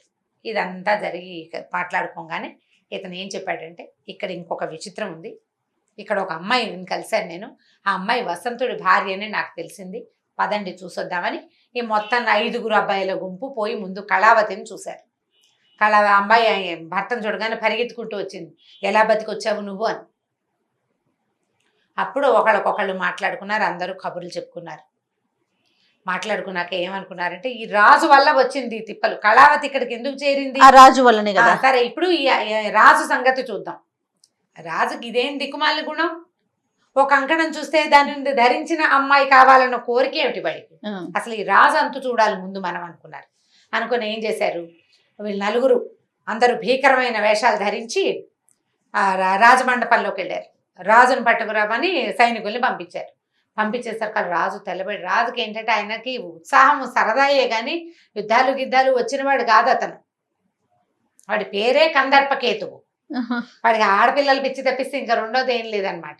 రాజుకి భయం వేసింది, ఇదేమిటి మంత్రి ఉన్నాడు కదా మనవాడు, వాడిని పిలవండి, ప్రవరుడిని పిలిస్తే చూస్తాడన్నాడు. ఉమ్. ప్రవరుడే వాళ్ళతో ఉన్నాడండి. వాళ్ళు ఒక 4 భయంకరాకారులు, వాళ్ళతో పాటు ప్రవరుడును పెద్ద పెద్ద వేషాలు వేసుకుని ఉన్నారు అని చెప్పారు. చెప్పేసరికల్లా ఏమైంది, రాణిగారు రాజునంది, నువ్వు రాజువి, నువ్వు భయపడితే ఎట్లాగా, పద మనం వెళ్ళి మాట్లాడదాము అంటే, ఆయన భయం వేస్తుంది, నాకు భయము, నా వల్ల కాదు, రాజ్యం కావాలంటే ప్రవరుడికి ఇచ్చేసి, మనకి ఏదైనా ఒక మందిరం ఇస్తే చాలని మాట్లాడు, నాకు యుద్ధాలు అంటే భయం అన్నాడు. అనేసరికల్లా ఈ ప్రవరుడు నలుగురితో సహా లోపలికి వచ్చాడు. ఈ రాణిగారు అడిగింది, అమాత్య శేఖర, నువ్వు చాలా మంచివాడు అనుకున్నావు, నువ్వేమిటి ఇట్లా చేసావు చేసావంటే, ఈయన ఏమన్నాడు, పరుల భార్యల్ని చెరపట్టడం నీ భర్తకి ప్రవృత్తిగా ఉందమ్మా. ముందేమో కళావతిని తెప్పించాడు, ఇప్పుడేమో నా భార్య ఏదో అందగత్తని చాకలి వాళ్ళ తెలుసుకుని ఆ అమ్మాయి కోసం కూడా ప్రయత్నం చేస్తున్నాడు. వీడి పద్ధతి అదనమాట. ఎవరైనా అందంగా ఉన్నారు అంటే వాళ్ళ సంగతి చూడాలని చూస్తాడు. వీడి మీ అంతు చూడడానికి వీళ్ళు వచ్చారు, మరి ఉండండి, వీడికి సహాయం చేసింది ఇంకొక ఆవిడని పిలుస్తానని ఓ ముసలమ్మ కళావతిని ఎక్కించుకొచ్చేసింది కదా, ఆ అమ్మాయిని పిలిపించారు. అర్ధరాజ్యం ఇచ్చారు ఆ అమ్మాయికి. ఈ అమ్మాయి కోసం ఆ ముసలమ్మకి అర్ధరాజ్యం ఇచ్చాడు అతను. పిలిపించేసరికల్లా ఇదంతా చూసేసరికల్లా ఆవిడ ఇంకేం అర్ధరాజ్యం, ఇంకా రాజుగారికి ఓడిపోతే నా రాజ్యం పోయినట్టే అని వణుక్కుంటూ వచ్చింది. వచ్చేసరికల్లా ఈ వసంతుడు ఆ ముసలమ్మ పీక పట్టుకున్నాడు. నన్ను చంపడానికి ప్రయత్నించి నా భార్యను తెచ్చేసావు నువ్వు, చెప్పు, సమాధానం చెప్పు, దీనికంటే రాజుగారు అడిగాడు అందుకని చేశాను, అంతే అంతే అనగానే కందర్పకేతు గబగబా వచ్చి ప్రవరుడి కాళ్ళు పట్టుకున్నాడు. నన్ను వదిలిపెట్టేసేయండి, ఆ అమ్మాయిని నేను అసలు ముట్టుకోలే, అసలు కంటితో చూడలేదు, ఆవిడేదో వ్రతం చేస్తున్నాను, ఓ ఏడాది ఆగమంది, నేను అసలు కంటితో కూడా చూడలేదు, తీసుకొచ్చి పెట్టించాను అంతే, అమ్మాయిని కావాలంటే తీసుకెళ్ళిపోండి, నన్ను మాత్రం వదిలేయండి అని బతిమలాడేసరికల్లా సరే వీళ్ళు ఏం చేశారు, సరేనని వదిలిపెట్టేశారు. అక్కడి నుంచి వెళ్ళి కళావతిని తీసుకొచ్చుకున్నారు. వీళ్ళ దగ్గర అందరి దగ్గర ఉన్నారు భార్యామణులు. ఒక సాంబుడికి దండుడికి లేరు, వాళ్ళిద్దరూ విద్యాధర రాజకన్యలు. వీళ్ళ దగ్గర ఉన్న వాళ్ళు మాత్రం 3 అమ్మాయిలు ఉన్నారు. కనకప్రభ, తర్వాత ఏమో ఈ కళావతి, ఈ అమ్మాయి ఇతనితో పాటు వచ్చినటువంటి కనకవల్లి, 3 అమ్మాయిలు మాత్రం ఉన్నారు. సరే ఏమనుకున్నారంటే, ఈ మళ్ళీ ఇంకొకసారి పెద్ద విమానం చేసుకుని ఇంతమంది పట్టడానికి వీలుగా ఒక పెద్ద కీలు రథాన్ని తయారు చేసుకున్నారు. మధ్యలో మొట్టమొదట రాముడు వల్ల కళ్ళొచ్చిన పద్మగంధి, అతని మొదటి భార్య ఉంది కదా, ఆ రాజ్యం దగ్గర ఆగి పద్మగంధిని కూడా ఎక్కించుకుని తమ సొంత రాజ్యానికి ప్రయాణమై కీలు రథంలో కబుర్లు చెప్పుకుంటూ వెళ్తుంటే ఆ కీలు రథాన్నే మన తాలూకు గోపుడు చూశాడు. ఓ కాశీ మజిక్ కథలో గోపుడు చూశాడు. ఆ కీలు రథాన్ని చూసి ఎవరో కొంతమంది మనుషులు రథంలో వెళ్తున్నారు, కబుర్లు చెప్పుకుంటున్నారని నువ్వు చెప్పావు కదా గోప, ఆ వెళ్తున్న వాళ్ళు ఎవరంటే ఈ వరప్రసాదులు 5, వసంతుడు, రాముడు, ప్రవరుడు, తర్వాత దండు, సాంబుడు, లేదా సాంబుడు ప్రసాద కదా, సాంబుడు, దండు, ఈ 5 అబ్బాయిలు, వాళ్ళ తాలూకు వాళ్ళలో ఒక 3 తాలూకు 4 భార్యలు, వీళ్ళంతా కలిసి ఈ కీల్ రథంలో వెళ్తూ నీకు కనిపించారు. ఈ రకంగా వరప్రసాదులు కొన్ని రాజ్యాల్లో తమ తాలూకు ప్రతిభను చూపించి అక్కడ దొరికిన అవకాశాలతోటి కొంచెం ముందుకెళ్ళి చక్కగా భార్యలను సంపాదించుకుని కొంత లోకానుభవం కూడా గడించి తిరిగి మళ్ళీ తమ రాజ్యానికి వెనక్కి తిరిగి వెళ్ళిపోతున్నారని మన మణిశుద్ధుడు గోపుడికి చెప్పాడు. వరప్రసాదుల కథ దీంతో పూర్తయింది. తర్వాత మజిలీలో ఏ కొత్త విశేషము విడ్డూరము కనపడతాయో ఆ మజిలీలో ఆ కథలు ఆయన ఏం చెప్తాడో, కాశీ మజిలీలో అంటే 7వ మజిలీలో కథ ఏం జరుగుతుందో మళ్ళీ వచ్చే భాగంలో చెప్పుకుందాము. 6 మజిలీల కథలు అయిపోయినాయి. ఓ చాలా బాగున్నాయి రమ్మగారు, చాలా ఇంట్రెస్టింగ్ గా ఉన్నాయి. ఉంటాయి అంటారు రమ్మగారు, 100-150 కథలు ఈజీగా ఉంటాయి. సో కాశీకి వెళ్ళే వరకు, కాశీకి చేరే వరకు మధ్యలో అన్ని మజిలీల్లో పొద్దున చిన్న మజిలీ, రాత్రికి పెద్ద మజిలీ, పొద్దున ఏదైనా చిన్న విషయం, రాత్రికి ఏదైనా పెద్ద విషయం, లేదా 5-6 రాత్రులు ఒకే పెద్ద విషయం కంటిన్యూస్ గా అట్లా కథలు వస్తాయి. ఓకే, కానీ మన మామని ఫాలో అయ్యే వారంతా కూడా చాలా ఇంట్రెస్ట్ చూపిస్తున్నారండి. కాశీ మజిలీ కావచ్చు, లేకుంటే అపూర్వ చింతామణి, ఈ 2 సిరీస్ ని చాలా ఇంట్రెస్ట్ గా చూస్తా ఉన్నారు. సో రెగ్యులర్ గా మనం వాళ్ళకి అందించే ప్రయత్నం చేద్దాం. తప్పకుండా జయ. అయిపోయింది వరప్రసాదాల కథ, ఇంకొక సిరీస్ తర్వాత మజిలీలో తర్వాత కథలు వస్తాయి. రైట్, చెప్పుకుందాం తప్పకుండా. ఓకే రమ్మగారు, నమస్తే. నమస్తే జయ. రమ్మగారు, కాశీ మజిలీ కథలు ఒక సిరీస్ అయిపోయింది, కాశీ మజిలీలో ఒక సిరీస్ కంప్లీట్ చేసాం కదా, నెక్స్ట్ ఏంటి? 6వ మజిలీ కథ వరప్రసాదుల కథ పూర్తయిపోయింది. 7వ మజిలీ కథ మనం వనితా ద్వేషి పురుష ద్వేషి కథ ఇది వరకు ఒకసారి చెప్పేసుకున్నాం మనం. అవునండి. ఆ 7వ మజిలీలో ఆ కథే వస్తుంది. కాశీ మజిలీ కథే అని చెప్పాను. చెప్పారు. ఆల్రెడీ చెప్పాం కాబట్టి దాన్ని వదిలిపెట్టేస్తా. ఓకే. మనం 8వ మజిలీ కథలోకి వెళ్దాం. ఓకే. అవసరమైతే పనిని మనం ఏం చేద్దామంటే ఈ 8వ మజిలీ ఇప్పుడు చెప్పే కథలో దాన్ని డిస్క్రిప్షన్ లో పెట్టమందాం అవకాశం ఉంటే కనుక ఆ. మన వాళ్ళు కొంచెం ఏదైనా మళ్ళీ గుర్తు తెచ్చుకోవడానికి అవకాశం ఉంటుంది. ఆ పెద్ద అంటే ఇది సిరీస్ వైజ్ గా ఏమి ఉండదు కాబట్టి జస్ట్ కథే కదండి, ఒకటే just కదా. కథే. వనితాద్వేషి పురుషద్వేషి కథ అంటే హంస కింద జన్మలో హంస ఈ జన్మలో మనిషిగా పుట్టింది అలాంటి కథలు. అవునండి. అది ఇందులోదే అనమాట. Okay. సో 7వ మజిలీ కథ చెప్పట్లేదు, 8వ మజిలీ కథలలోకి వెళ్ళిపోదాం. ఈ 8వ మజిలీకి ఒక రోజు ఒక చోట ఆగారు వీళ్ళు, గోపుడును మణిసిద్ధుడు. ఆగితే ఈ మణిసిద్ధుడు ఏమన్నా అంటే ఒరే బజార్ వెళ్ళి సరుకులు ఏవో కొనుక్కురమ్మన్నాడు. వీడు బజార్ వెళ్ళి వెళ్ళిన వాడు ఏం చేశాడు, సరుకులు కొనుక్కురాల పరిగెత్తుకుంటూ వచ్చేసాడు వెనక్కి. వచ్చేసి గురుగారు అక్కడంటే ఒక విగ్రహం ఉందండి, అచ్చు మనిషిలాగానే ఉందండి, మనిషి కాదు, నేను అసలు మనిషి అని అనుకున్నా, దగ్గరికి వెళ్తే తెలిసింది ఒక రాజుగారి విగ్రహం, ఆ విగ్రహం కథ ఏంటో చెప్పండి అన్నాడు. అనేసరికల్లా మణిసిద్ధుడు అన్నాడు, ఓరి నీ కథల పిచ్చి కూలిపోను, బజార్ వెళ్ళావు వస్తువులు తీసుకుని రావచ్చు కదరా, వస్తువు తీసుకొచ్చి కథ అడిగితే బాగుంటుంది, నువ్వు కథల కోసం వస్తువులు కూడా లేకుండా ఉంటాయి, అన్నం ఎట్టా వండుకు తింటావు, నువ్వు ముందు బజార్ వెళ్ళు, మళ్ళీ సామాన్లు పట్టురా, వంట చేసుకుని అప్పుడు నేను అన్నం తిన్నాక నీకు కథ చెప్తాను, ఈ లోపల నేను ఆ మణిని చూసి తెలుసుకుంటాను అన్నాడు. సరే వీడు తల గీకుంటూ కథ వినాలని ఉత్సాహం అనమాట వాడికి, ఏదో ఎక్కడైనా ఆగిపోతే తోచదు కొంతమంది. ఈ మన గోపుడు కూడా అదే, ఏం చేశాడు, పరిగెత్తుకుంటూ మళ్ళీ బజార్ వెళ్ళి సామాన్లు పట్టుకొచ్చాడు, చకచకా వంట చేశాడు. గురుగారు అన్నాలు తిన్నారు. తిన్న తర్వాత గోపుడు అడిగాడు, నేను అక్కడ చూసిన విగ్రహం సంగతి చెప్పండి. ఈయన మణిని ముందు పెట్టుకుని దానికి దండం పెట్టి చూశాడు. చూసి ఏం చెప్పాడంటే, ఇది విగ్రహమే రాజుగారిదే, దీనికి చాలా పెద్ద కథ ఉంది, చాలా కథ చెప్పాలి దీనికని చెప్పాడు. ఏం చెప్పాడంటే, పూర్వం అంటే అప్పటికి కొంతకాలం క్రితం, ఇంత చాలా పూర్వం కాదు, నరసింహరాయల వారు అంటే కర్ణాటక ఆంధ్రదేశాలకి రాజైన నరసింహరాయల వారు సంతానం లేక, ఇలా మనం మొదటి కథల్లో విన్నాం, నక్షత్రం జలం పట్టుకున్నారు, ఆ జలం వల్ల సంతానం కలిగింది అని. ఆ నరసింహరాయల వారికి ఒక ప్రధానమంత్రి ఉండేవాడట. ప్రధానమంత్రి ఉంటే మంత్రి మరణించాడు. ఆయన ఇంత పెద్ద సామ్రాజ్యం, చాలా తెలివిగల మంత్రి ఉండాలని భావించాడు. భావించి ఏం చేశాడంటే, తెలివైన ఒక విద్యార్థిని ఎవరినైనా పట్టుకుని మంత్రిగా పెట్టుకోవాలనుకున్నాడు. తన చుట్టూతా ఉన్న వాళ్ళందరినీ పరీక్ష చేసి చూశాడు, ఈయనకి చాలేదు, ఇంత సామ్రాజ్యం, దీన్ని బాగా నడపాలి, సమర్థుడైన వాడు కావాలని ఏం చేశాడు, బాగా ఆలోచించి ఒక పలక మీద ఒక గీత గీసి అది సైనికుల చేతికిచ్చి అన్ని విద్యాలయాలకి పంపించాడు. అప్పట్లో గురుకులాలు ఉండేవి. గురుకులం అంటే గురుగారు కొంతమంది విద్యార్థులను పెట్టుకుని పాఠం చెప్పుకుంటూ ఉండేవారు. అన్ని గురుకులాల్లోకి తీసుకెళ్ళండి, ఈ గీతని చెరపకుండా చిన్నది చెయ్యాలి, ఎవరైనా చెరపకూడదు, దీన్ని చిన్నది చెయ్యాలి, ఎవరు ఈ గీతను చిన్నది చేస్తారో వాళ్ళని ప్రధానమంత్రిని చేస్తారు అని పలకిచ్చి పంపించారు. ఆ పలక పుచ్చుకుని సైనికులు అన్ని గురుకులాలు తిరిగారు. ఒక గురువుగారి గురుకులంలో గురువుగారు నా వల్ల కాదన్నాడు, మా విద్యార్థులకు కూడా తెలియదు, వెళ్ళిపోండి అన్నాడు. వాళ్ళు వెళ్ళిపోతుండగా అప్పుడే లోపలికి వస్తున్నాడు ఒక 16-17 సంవత్సరాల కుర్రాడు, మహా తెలివైన బట్ట, అతని పేరు తిమ్మరుసు, తిమ్మయ్య. తిమ్మడు అతని పేరు, తిమ్మడు, ఆ తిమ్మరసు అని అనకూడదు, తిమ్మడు అని చెప్పాలి. ఈ వస్తున్నవాడు ఏమిటి సమస్య అని అడిగాడు. అయితే ఆయన సైనికులు ఏం చెప్పారంటే, నరసింహరాయల వారు పంపించారు, ఈ పలక మీద ఒక గీత ఉంది, దీన్ని చెరపకుండా చిన్నది చేయాలి, అదే సమస్య అన్నారు. దానికి ఏముంది, క్షణాల్లో చేస్తాను, పెద్ద గీత చిన్న గీత పక్కన ఒక పెద్ద గీత గీసాడు. ఇప్పుడు మొదటి గీసింది చిన్నదైంది. వాళ్ళు ఆశ్చర్యపోయారు. సరే వాళ్ళ పలక తీసుకెళ్ళిపోతే రాజుగారు ఆశ్చర్యపోయాడు. అయ్యో బాబోయ్, ఇంకేముంది, వీడు చాలా తెలివైన వాడెవడో వాడిని పట్టుకురమ్మన్నారు. పట్టుకురమ్మనేసరికల్లా ఈ లోపల బహుమతి ఇస్తామని వచ్చింది కదా ముందే, బహుమతి, పెద్ద బహుమతి ఇస్తారు, ప్రధానమంత్రి అవుతాడు.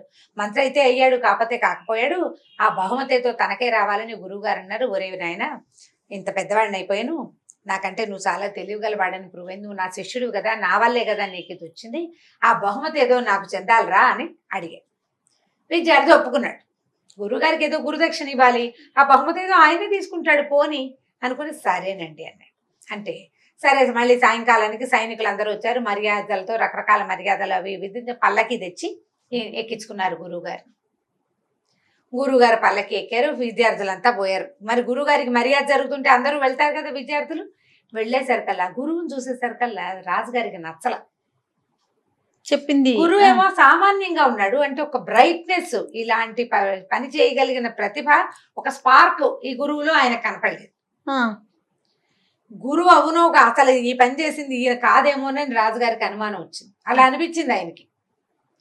ఫలానా కారణం చేత కాదు, ఒక తెలివిగల మొహంగా గురువుగారి మొహం కనిపించదు. ఆయన ఒట్టి పాఠం చెప్పుకునే మాస్టరాలే ఉన్నాడు కానీ ప్రపంచాన్ని ఏలేసి తెలివి ఉన్నవాడిలాగా ఆయన కనబట్టలేదన్నమాట. సరే ఇది లాభం లేదని ఏం చేశారు, భూమి ఎంత తెలివిగల వాళ్ళు అసలు ఎక్కడా లేరండి భూప్రపంచం మీద, మిమ్మల్ని మంత్రిని చేస్తాం. మంత్రికి ముద్రిక ఉంటుంది కదా, ఉంగరం, రాజముద్రిక మంత్రి ముద్రిక రెండు ఉంటాయి. రాజముద్రిక ప్రతిదానికి అదే గుర్తు. మంత్రి గారికి కూడా ముద్రిక ఉంటుంది, కొన్నిటికి మంత్రికి ఉంటుంది కదా చెక్ పవర్. మంత్రి గారి ముద్రిక అదిగో అక్కడ బల్ల మీద పెట్టాము, చూడండి, పరుపు వేస్తుంది, పరుపు తొక్కకుండా వెళ్ళి దాన్ని తీసుకోండి అన్నారు. ఒక బల్ల మీద 2 ఉంగరాలు పెట్టారు, కుడి చేత్తో ఉంగరం ఎడం చేత్తో ఉంగరం, రెండు ఉంగరాలు తీసుకోవాలంటే ఆ వెళ్లే దారిలో పరుపేశారు. కానీ పరుపు తొక్కకుండా అది తీసుకోండి అనేసరికల్లా నీళ్ళు వదిలేసాడు. అయ్యి బాబా ఇది మన వల్ల ఎక్కడవుతుందని మహారాజా మరోలా భావించకండి, నిజానికి ఈ పని నేను చేయలేదు, తిమ్మడని నా దగ్గర ఒక విద్యార్థి ఉన్నాడు, వాడు చెప్పాడు, వాడు చేశాడు, వాడిది ఆ తెలివి. అయితే ఈ నా దగ్గర ఉన్న ఒక చిన్న పిల్లవాడు ఇంకా చదువు పూర్తి కాని విద్యార్థికి ఈ అఖండ సన్మానం లభించిందని నేను వాడిని అడిగితే గురుదక్షిణగా వాడు తన సన్మానాన్ని నాకు బదలాయించాడు అని చెప్పేశారు కల్లా తిమ్మరసుని పిలిచారు. ఈ తిమ్మయ్యని పిలిచి, అబ్బాయి నిజం చెప్పు, ఈ గీత ఎవరు గీశారంటే అంతా మా గురువు గారిదేనండి ప్రతిభ అంతా అన్నాడు. అనేసరికి అంటే శిష్యుడు చేసిన, శిష్యుడికి ఏదైనా వచ్చిందంటే గురువు వల్లే కదా, అది అబద్ధం కాదు, నిజమే. అతని గొప్పతనం చూడండి. అంటే మా గురువు, నేను రాశాను కానీ మా గురువు తీసుకున్నాడు అని చెప్పలా. దాంతో రాజుకు నచ్చింది సమాధానం. వీడి దగ్గర తెలివితో పాటు వినయం కూడా ఉంది, అవకాశం దొరికింది కదా అని నేనే చేశాను అని చెప్పలా, వినయశీలిగా ఉన్నాడని. అప్పుడు అబ్బాయి నువ్వే రాసావని మీ గురువుగారు ఒప్పుకున్నాడు, చూడు అక్కడ ముద్రికలు పెట్టాం, పరుపులు తొక్కకుండా ముద్రిక తీసుకో, నువ్వు ప్రధానమంత్రి అవుతా ఉన్నాడు. ఏమిలే, అబ్బాయి వంగి పరుపు చుట్టేశాడు, చుట్టుకుంటూ వెళ్ళిపోయాడు. పరుపు తొక్కక్కర్లేదు కదా, పక్క ఇటు నుంచి ఎత్తుకుంటూ వెళ్ళిపోతే పరుపు ఎక్కడ దాకా వెళ్ళింది, పీఠం దాకా పరుపు వెళ్ళిపోయింది. అది దేవతల నుంచి చేయి చాపి ముద్రికలు తీసుకున్నాడు, 2 ముద్రలు తీసేసుకున్నాడు. తీసుకోగానే మొత్తం సభ అంతా కరతాళ ధ్వనులతో నిండిపోయింది. అట్లా సెలెక్ట్ అయిన తిమ్మడుని, అరుసు అంటే కన్నడంలో మంత్రి అని అర్థం, తిమ్మ అరుసు, తిమ్మ మంత్రి అన్నమాట. అట్లా ఆయన మహామంత్రి తిమ్మరుసు అయ్యాడు. ఆ విద్యాభ్యాసం పూర్తి చేసేసుకుని నరసింహరాయల వారి దగ్గర అతను మంత్రిగా స్థిరపడ్డాడు. ఆ కాలంలోనే అంత కొంచెం అటు ఇటు ముందుగానే రాజుగారికి ఒక దాసి వల్ల శ్రీకృష్ణదేవరాయలు శ్రీకృష్ణదేవరాయలు కలిగాడు సంతానంగా. రాజుకి పూర్వ సంతానం ఉంది కానీ ఆయన నక్షత్ర జలం తీసుకోవటం వల్ల ఒక దాసి అమ్మాయికి పుట్టిన వాడే శ్రీకృష్ణదేవరాయలు అని కథ. అది ఐతిహ్యం, చరిత్ర గురించి మనకు తెలియదు, ఇందులో అట్లా చెప్పబడింది. అయితే శ్రీకృష్ణదేవరాయలు సర్వసమర్థుడే కానీ ఈయన దాసీపుత్రుడని ఈ అంతఃపుర రహస్యం ప్రపంచం అందరికీ తెలిసిపోయింది. దాంతో ఆయనకి పెళ్లి సంబంధాలు రాలేదట. చాలా బాగా చదువుకున్నాడు, చాలా అత్యద్భుతమైన ప్రతిభాశాలి, కవిత్వం చెప్పగలడు, యుద్ధం బ్రహ్మాండంగా చేయగలడు, అన్ని అష్టవిద్యలు ఉన్నాయి.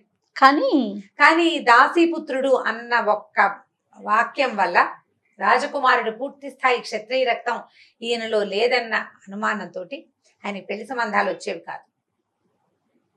అయితే ఈ తిమ్మరుసు కృష్ణదేవరాయలు చాలా స్నేహంగా ఉండేవారు. కొద్దిగా వయసు పెద్దది తిమ్మరుసుకి, చాలా పెద్దవాడు కాదు, చాలా గ్యాప్ లేదు వాళ్ళిద్దరు, కొంత గ్యాప్. అయితే ఈయన చదువుకున్న అమ్మాయిని వివాహం చేసుకోవాలని కృష్ణదేవరాయల వారి ఉద్దేశం. దానికోసం ప్రయత్నం చేస్తుంటే అక్కడి నుంచి ఇక్కడి నుంచి వస్తారు కదా రాజస్థానానికి వచ్చే కవులు, వాళ్ళ దగ్గర ఎవరైనా స్త్రీలు చదువుకున్న వాళ్ళు, విద్వత్తు కలిగిన స్త్రీలు ఉన్నారా అని ప్రశ్నిస్తూ ఉండేవాడు. అప్పుడు గోపాలపురం అనే ఒక రాజ్యానికి రాజుగారికి కళానిలయ అని ఒక అమ్మాయి ఉందని, ఆ అమ్మాయి చాలా తెలివైందని, చాలా గొప్పగా చదువుకుందని తెలుసుకున్నారు. తెలుసుకుని అమ్మాయి కూడా అందంగా ఉంటుందని తెలుసుకుని కృష్ణదేవరాయల వారు అన్నారు తిమ్మరుస్తోటి, ఏమో నాకు ఆ పెళ్లి సంబంధం కుదర్చమన్నారు. నీ సంగతి నీకంటే ముందే తెలిసిపోయింది నాయన, నీకెవరు పిల్లనిస్తారు, మనం అడిగి లేదనిపించుకోవాల్సి వస్తుంది. ఇక రాజుల పిల్లల కోసం చూడొద్దు, వివాహానికి ఇంకో ప్రయత్నం చేద్దామని తిమ్మరుసు చెప్పినా కృష్ణదేవరాయలు ఒప్పుకోలేదు. కాదు కాదు, అది చాలా విద్వత్తు కలిగిన అమ్మాయి, మనకి ఇంత గొప్ప సభ ఉంది, నేను ఇంత చదువుకున్నాను, ఏదో విద్యాగంధాలు లేని వాళ్ళు కాకుండా కవిత్వాలు అవి చెప్పి పాండిత్యం కలిగిన అమ్మాయి కావాలి అని ఆ అమ్మాయితో నాకు వివాహం చెయ్యాలి, నువ్వు ఎలాగైనా సరే, నువ్వేం మంత్రివి నాకు సహాయం చేయకపోతే అని పోట్లాడాడు. సరే, ఇద్దరు ఏమనుకున్నారంటే ఆ అమ్మాయిని సాధించడానికి ఈ రాజ్యం ద్వారా ప్రయత్నం కాకుండా ఇంకో ప్రయత్నం ఏదైనా అంటే మాయోపాయంతోటైనా సాధించాలని నిర్ణయించుకున్నారు. అనుకుని వాళ్ళిద్దరూ దేశాటనకు బయలుదేరుతున్నామని బయలుదేరారు. తిమ్మరసు అండ్ కృష్ణదేవరాయ. నెక్స్ట్ కథని తర్వాత భాగంలో తెలుసుకుందాం మనం. తప్పకుండా అండి. నమస్తే రమ్మగారు. నమస్తే రమ్మగారు. కాశీ మజిలీ కథ. కృష్ణదేవరాయల కథ చెప్తున్నాం మనం. అవునండి. గోపుడు ఒక విగ్రహాన్ని చూసొచ్చి దాన్ని మణిసిద్ధుడిని అడిగాడు, ఆ విగ్రహం కథ ఏమిటి అని. ఆయన చెప్తున్నాడు. ఏం చెప్తున్నాడు? తిమ్మరసు కృష్ణదేవరాయలు ఇద్దరు కలిసి గోపాలపురపు రాజుగారి కూతురైన కళానిలయ అనే బిరుదున్న అమ్మాయి, ఒక అమ్మాయి, కళావతి అమ్మాయి పేరు. అమ్మాయి బిరుదా అది? కళానిలయ అమ్మాయికి సమస్తమైన కళలు వచ్చనమాట, మహాపాండిత్యం, పిచ్చి తెలివితేటలు కలిగింది. అమ్మాయి మామూలు తెలివి కాదు, మామూలు ప్రజ్ఞ కాదు, గొప్ప గొప్ప పండితులు కూడా ఓడించి అవతల పారేసింది. అలాంటి అమ్మాయిని చేసుకోవాలని నేను ఉద్దేశపడ్డాడు. అమ్మాయిని డైరెక్ట్గా అడిగితే కృష్ణదేవరాయలకి మంచి పేరు లేదు కాబట్టి, అంటే పాపం ఆయనకి ఒక చిన్న లోపం అని అనడానికి వీలు లేదు, కానీ ఒక చిన్న సమస్య ఉంది ఆయన జన్మ విషయంలో. దాంతో డైరెక్ట్గా పిల్లని ఎవరేమో వేరే మాయోపాయమైన ప్రయత్నం చేద్దామని కృష్ణదేవరాయలు రాజుగారు, తిమ్మరసు అనే మహామంత్రి ఇద్దరు కలిసి దేశాటనకు బయలుదేరారు. ఆ ఊరు బాగానే దూరం. ఈ వెళ్లే దారిలో కొన్ని రాజ్యాలు, మన చుట్టుపక్కల వాళ్ళని అందరినీ చూసుకుంటూ వెళ్ళాలి కదా, పైగా ఇక్కడి నుంచి ఎగిరి దూకి అక్కడ పడిపోవడానికి వీలు లేదు. బండో రథమో గుర్రమో ఎడ్ల బండో ఏదో ఒకటి వేసుకుని వెళ్ళాలి. వాళ్ళు కూడా మజిలీలు చేయవలసిందే. రాత్రిళ్ళు ప్రయాణాలు కుదరవు.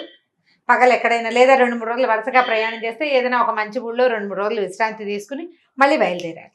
రాజుగారు సుకుమారుడు కదా, సరే ఇద్దరు బయలుదేరారు. ఈ బయలుదేరి వెళ్లే దారిలో మధ్యలో ఒక ఊళ్ళో ఆగారు. ఆగి ఏం చేశారంటే వీళ్ళిద్దరు ఏం చేశారు, బ్రాహ్మణ వేషాలు ధరించారు. రాజుగారు తలపాగా గిల్పాగా పెట్టుకుని మంచి కోర మీసాలతో ఉంటాడు, మీసాలు కిందకి దించేశారు, తలపాగా తీసేశారు. ఈ తిమ్మరసు కూడా ఇద్దరు కలిసి ఏంటంటే పేద బ్రాహ్మణ యువకుల వేషాల్లో ఉన్నారు. సాధారణ ఏముంది, ఓ పంచ కట్టుకుంటారు, అంతకంటే ఏముంటుంది, బాగా దిట్టంగా అడబొట్లు పెట్టుకుని కాస్త కుంకుమ బొట్టు పెట్టుకోవటం, ఆ తర్వాత ఓ ఉత్తరీయము, ఓ జోలే, చిన్న సంచితోటి వెళ్ళారు. అయితే వీళ్ళిద్దరు ఏం చేశారు, మధ్యలో ఒక ఊళ్ళో ఆగారు. అయితే ఈ ఆగిన ఆయన ఒక మంచి బ్రాహ్మణ కుటుంబం వాళ్ళు. ఏంటంటే ఈ అతిథి అభ్యాగతుల్ని కొంచెం సేవించే రకం వాళ్ళు. ఒక ఇంట్లో ఆశ్రయం దొరికింది. 2-3 రోజులు ఇక్కడ ఆగి అప్పుడు ఫర్దర్గా ప్రయాణం చేయాలి. వీళ్ళు మంది మార్బలాన్ని తెచ్చుకోలే, ఎవరు రాలా వీళ్ళతోటి, వాళ్ళు ఇద్దరే వచ్చారు. కొంత ఏదో సొమ్ము తెచ్చుకుని ఉంటారు, అదేమీ ప్రకటితంగా కనపట్టలేదు. ఈ ఊళ్ళో ఆగి 2-3 రోజులు విశ్రాంతి తీసుకుని ఓ బండో ఓ వాహనమో ఏదైనా సమకూర్చుకుని మళ్ళీ వెళ్ళాలన్నమాట పై ఊరికి. ఈ వెళ్ళిన ఎవరింట్లో అయితే ఉన్నారో వాళ్ళు ఏమన్నారు, ఆయన ఎక్కడికో దీనికి వెళ్ళాడు, రాజస్థానానికి వెళ్ళాడు, వారు వచ్చే లోపల మీరు భోజనం కానివ్వండి అంటే, అదేమిటి ఇంటి యజమాని రాకుండా మేము ఎట్లా తింటామమ్మా, రానివ్వండి ఆయన గారు వచ్చాకే భోజనం చేద్దామన్నారు. ఈ లోపల ఏదో పళ్ళు ఫలాలు వీళ్ళకి పెట్టారు, అవి 2 నోట్లో వేసుకుని వీళ్ళిద్దరూ ఒక అరుగు మీద కూర్చొని కబుర్లు చెప్పుకుంటున్నారు. యజమాని గారు వచ్చాడు, అపరాహ్నం అయిపోయింది, మధ్యాహ్నపు వేళ అయిపోయింది. ఆయన వచ్చిన ఆయన దిగాలుగా తలకాయ దించుకుని లోపలికి వెళ్ళాడు, కాళ్ళు చేతులు కడుక్కున్నాడు, కానీ ఆయన భోజనాలకి రాలా, ఓ మూల ఒక పక్కన కూర్చుండిపోయాడు దీనంగా కళ్ళ నీళ్ళు పెట్టుకుంటూ. భార్య దగ్గరికి వెళ్ళింది, ఏమంటే అతిథులు భోజనం చేయలేదు, మరి భోజనం చేస్తారంటే మా స్నేహితుడి బాధను తలుచుకుని భయంగా ఉంది, దుఃఖం వస్తుంది, అన్నం నోట్లోకి పోదు, వాళ్ళకి వడ్డిచ్చేసేయి, నాకు తినబుద్ధి లేదన్నాడు. ఆవిడ మళ్ళీ వెళ్ళింది వీళ్ళ దగ్గరికి. ఈ బ్రాహ్మణులు ఇద్దరు ఉన్నారు కదా వేషంలో ఉన్న వాళ్ళిద్దరు, అయ్యా మా యజమానుడికి అంత మనసు బాగుండలేదు, చింతాక్రాంతుడుగా ఉన్నాడు, మీరు భోజనాలు కానివ్వండి అనేసరికి ఆయన తిమ్మరసు అన్నాడు, రాజుగారు మీరు కూర్చోండి నేను వెళ్ళి కనుక్కొస్తానని ఆయన దగ్గరికి వెళ్ళాడు. యజమాని భుజించకుండా భుజించే పద్ధతి కలిగిన వాళ్ళం కాదు, ఏదో మాకు తెలిసిన సహాయం చేస్తాం, ఏమిటి మీకు వచ్చిన సమస్య ఏమిటో చెప్పండి అంటే ఆయన ఏం చెప్పాడంటే, ఏం చెప్పాలండి, నా స్నేహితుడికి సాయంత్రం ఉరిదీస్తారో, అదే రేపు సాయంత్రం ఉరిదీస్తారో దేశ బహిష్కరణ విధిస్తారో తెలీదు అన్నాడు. అనేసరికల్లా ఏం జరిగింది ఆయన విషయంలో, ఏం జరిగిందంటే, నా స్నేహితుడు మంత్రి, ఆ ఇంటి యజమాని తాలూకు స్నేహితుడు. ఈ మంత్రులు చాలా మంది ఉంటారు కదా, ఒక చిన్న మంత్రి. ఈ ఊరి రాజుగారికి బోల్డ్ అని విచిత్రమైన ప్రశ్నలు ఉంటాయి. ఆయన ఆలోచించుకుని ఓ ప్రశ్న వేస్తాడు. ఓ మంత్రిని అడుగుతాడు. ఆ ప్రశ్నకి సమాధానం గనక ఇవ్వకపోతే అయితే శిరచ్ఛేదము, లేకపోతే దేశ బహిష్కరణ. నువ్వు అది కూడా సమాధానం చెప్పకపోతే నువ్వెందుకు అంటాడు. ఓయ్. ఇప్పుడు రాజుగారు 3 ప్రశ్నలు అడిగాడు. ఆ 3టికి సమాధానం ఎవరికీ తెలియదు. మంత్రిమండలిలో ఎవరికీ తెలీదు. ఈ మంత్రి కొంచెం అమాయకుడు. ఏదో తన రాజ్యాంగం తను చేయవలసిన పనే అతనికి వచ్చు, కానీ ఈ యక్ష ప్రశ్నలకి సమాధానాలు రావు. రేపు అతన్ని ఏం చేస్తారో, కుటుంబంతో సహా చిన్న చిన్న పిల్లలు ఉన్నారని చాలా దిగులుగా ఉందండి. అంటే మీకెందుకు, ఇలాంటి ప్రశ్నలకి సమాధానం ఎవరైనా చెప్పగలిగే వాళ్ళు ఉన్నారా మీ ఊళ్ళో అన్నాడు ఈయన. అంటే మా ఊళ్ళో ఎవరు చెప్తారండి, శ్రీకృష్ణదేవరాయల ఆస్థానంలో అయితే తిమ్మరుసు అని ఒక మంత్రి ఉన్నట్ట. ఆయన చాలా గొప్పవాడు, ఆయన అయితే బాగా చెప్తాడు, ఆయన ఎక్కడి నుంచి తెస్తాము ఇప్పుడు అన్నాడు. అనేసరికల్లా మీ సమస్యకి సమాధానం నేను చెప్తానులేండి, భోజనం చేద్దాం రండి అని ఆయన కొంచెం బతిమలాడి భోజనానికి తెచ్చారు. మళ్ళీ భోజనాల దగ్గర ఈ డిస్కషన్ వచ్చింది. రాయల వారు కన్సైగ చేశాడు అనమాట. ఏమిటి, ఒక రాజు మంత్రిని ఓ ప్రశ్న అడగటం ఏంటి, అది చెప్పకపోతే వాడికి శిరచ్ఛేదము, దేశ బహిష్కరణ, అవేం శిక్షలు. అసలు సమాధానం తెలియని ప్రశ్నలకి సమాధానాలు కావాలని అడగటం ఏమిటి? ఓ రాజుకి ఏం కావాలి, రాచరికం, రాజ్యం సజావుగా వెళ్ళాలి, ప్రజలందరికీ అన్నీ సమకూరుతున్నాయా లేదో చూడాలి, ప్రజల దగ్గర నుంచి కప్పం వస్తుందో లేదో చూసుకోవాలి, మంత్రులు ఎవరి శాఖను వాళ్ళు సరిగ్గా నిర్వహిస్తున్నారో లేదో చూసుకోవాలి. తీరి కూర్చుని తోచక ఏవో ప్రశ్నలు అడగటం, దానికేమో ఇలాంటి దిక్కుమాల శిక్షలు వేయటం ఏమిటని రాయల వారు ఏమన్నారంటే, ఈయనకి చెప్పాడు యజమానికి, నా స్నేహితుడు ఉన్నాడు కదా తిమ్మరుసు లాంటి తెలివైన వాడు, ఆయనంత తెలివి ఉంది, ఒకప్పుడు ఆయన కలిసే చదువుకున్నారులేండి కొన్నాళ్ల పాటు, మీ ప్రశ్నలకి సమాధానం ఈయన చెప్తాడని చెప్పండి. రాజు ఏ ప్రశ్న అడిగినా మనకు భయం లేదు, ఏదైనా సరే మా వాడు చెప్తాడు. ఇప్పుడు రాజాజ్ఞ, రాయల వారికి ఈ ప్రశ్నలకి సమాధానం తిమ్మరుసుతో చెప్పించాలని ఉంది. ఆయన అనుకుంటే తిమ్మరుసు వారు చేయవలసిందే. సరే, ఏం చేశాడు, చకచక భోజనం చేశాక స్నేహితుడి దగ్గరికి వెళ్ళి, ఒరే నాయన నువ్వు కంగారు పడకు, మన దగ్గర ఒక బ్రహ్మాండ నాయకుడు ఒక ఆయన దొరికాడు, రేపు పొద్దున్న రాజుగారి దగ్గరికి వెళ్ళి, ఇవి చాలా చిన్న ప్రశ్నలండి, నాకు తెలిసిన ఒక బ్రాహ్మణ్ణి నియమించాను, ఆయన మీకు సమాధానం చెప్తాడని చెప్పు, నేను తీసుకొస్తా అని చెప్పాడు.